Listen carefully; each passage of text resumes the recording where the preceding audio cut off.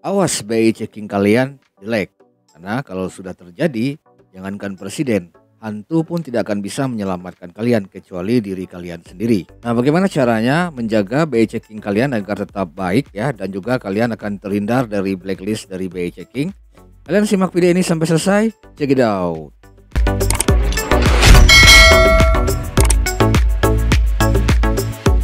Nah, sebelum kita lanjut guys, ini saya berikan sebuah artikel ya, yang mungkin ini merupakan hal yang sebenarnya terjadi ya apabila kalian menyepelekan BI checking kalian gitu ya. Kenapa?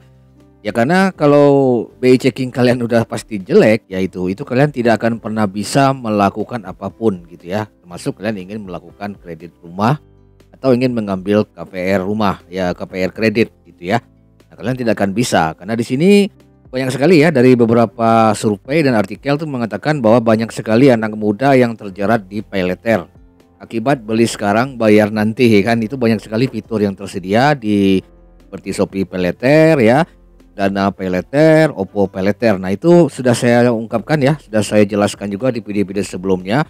Jangan pernah menyepelekan paylater ya, karena paylater itu memang dia langsung terintegrasi dengan BI checking. Kalau kalian mengalami gagal bayar walaupun hanya sedikit, itu secara pasti dan otomatis nama kalian akan terblacklist di BI checking. Walaupun nanti pada akhirnya kalian tidak menyadarinya hal itu gitu ya, karena kemudahan yang diberikan.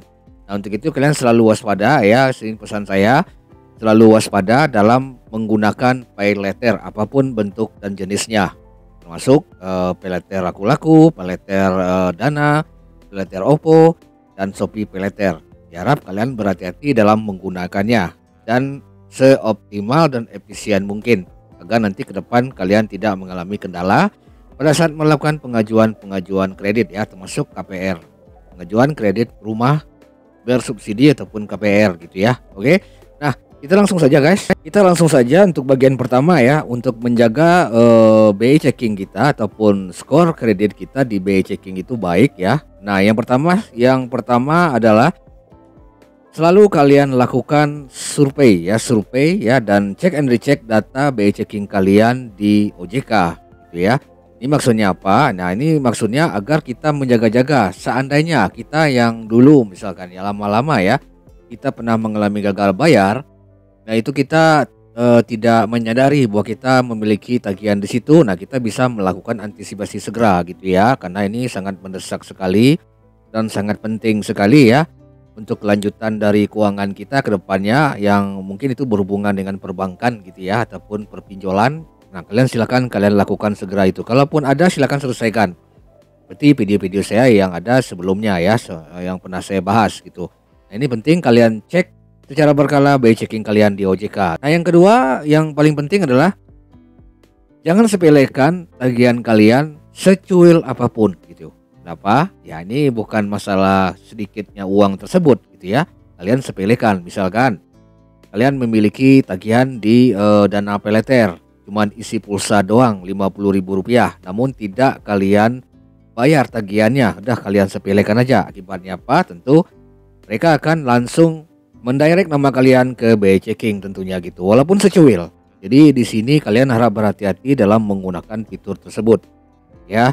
Jadi segera kalian bayar tagihan kalian tersebut sesuai dengan jatuh tempo ya, atau kalau kalian tidak bisa membayar, kalian bisa menghubungi call center mereka dengan meminta negosiasinya tentunya gitu, bagaimana cara penyelesaian pembayarannya gitu ya. Dan kemudian yang ketiga, untuk kalian yang di awal gitu ya. Nah, ini untuk di awal jangan kalian paksakan melakukan pinjaman. Oke, jangan dipaksakan. Kalau seandainya kalian secara finansial ya kalian tidak mampu gitu ya, ataupun kalian belum terlalu yakin bisa melakukan pinjaman, jangan kalian lakukan hal tersebut gitu. Lakukan pinjaman apabila dari segi keuangan kalian dan segi pemasukan kalian itu kalian mampu, boleh kalian lakukan pinjaman. Nah, ini untuk menghindari nanti nama BI checking kalian itu jelek di bank gitu, di BI checking, di OJK. Ini untuk menghindarinya gitu ya. Jadi lakukan pinjaman kalau perlu. Kalau nggak perlu ya jangan. Ya, kecuali kalau pinjol ilegal ya terserah kalian. Kalian mau gagal bayar ya terserah kalian lah, nggak masalah itu. Oke. Dan kemudian ya, Langkah selanjutnya untuk menghindari ya dari BI checking kalian jelek ya, itu mengarah ke situlah gitu ya. Ini sesuaikan gaya hidup kalian gitu ya. Gaya hidup ini penting guys. Kenapa ada hubungannya dengan BI checking? Ya, banyak sekali kasusnya ya. Kalian ingin punya sesuatu yang mungkin itu belum mampu untuk kalian beli, misalkan ya kita kita anggap aja mungkin rumah ya. Kalian nggak mampu di situ. Namun kalian memaksakan diri.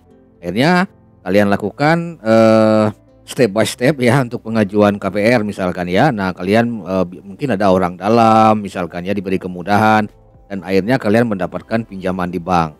Namun pada intinya di perjalanan kalian tidak mampu membayarnya demi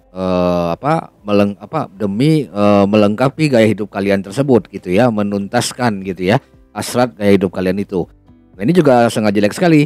Kalau kalian tidak mampu membayarnya, tentu bank yang bersangkutan akan langsung mendirect nama kalian walaupun nanti ada SP-nya gitu ya, surat peringatan 1 dan 2. Nah, kalau tidak mampu lagi ya sudah nama kalian akan diteruskan ke BI checking. Akibatnya bisa aja rumah kalian disita akhirnya gitu ya.